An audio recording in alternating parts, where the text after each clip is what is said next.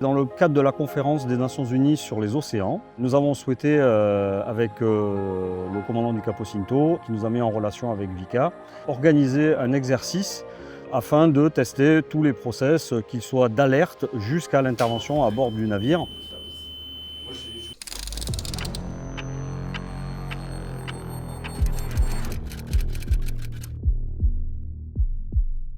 Nous avons vocation à intervenir sur des unités au-delà de 24 mètres. Le Capo Cinto est un cimentier avec des infrastructures à l'intérieur et des moyens de secours qu'il faut connaître et surtout des plans d'intervention particuliers à appliquer avec la collaboration étroite avec le bord, évidemment, équipage et surtout le commandant du navire qui est le maître à bord.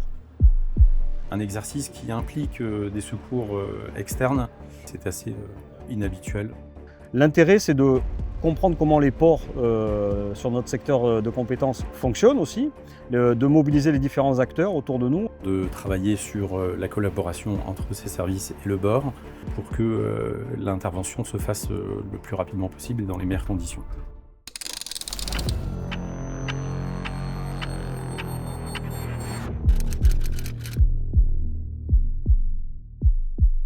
Exercice incendie local propulseur. Tout l'équipage au point de rassemblement.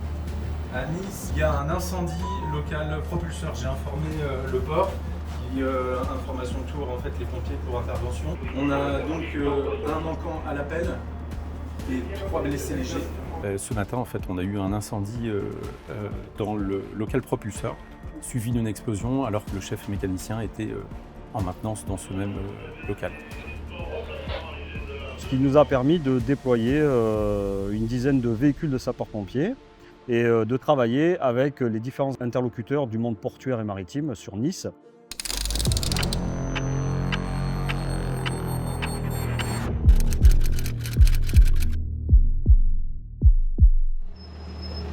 Notre centre opérationnel va déclencher un certain nombre de moyens. Ce sont des pompiers conventionnels qui vont intervenir en premier lieu, prendre les mesures conservatoires et ils vont être rapidement rejoints dans le cadre qui nous intéresse par des spécialistes en intervention à bord des navires.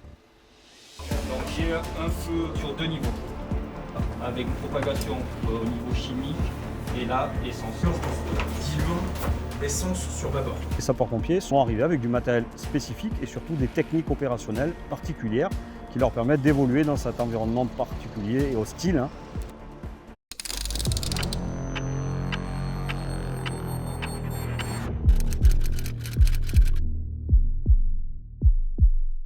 Ah, le feu il est ici. Ouais, et la victime elle est là-dedans. Je sais pas qui c'est qui va rentrer en premier, vous mettez ça de... On a bien les missions de lutte contre l'incendie, mais également de sauvegarde des personnes, ventilation ou maintien de la carène liquide du navire.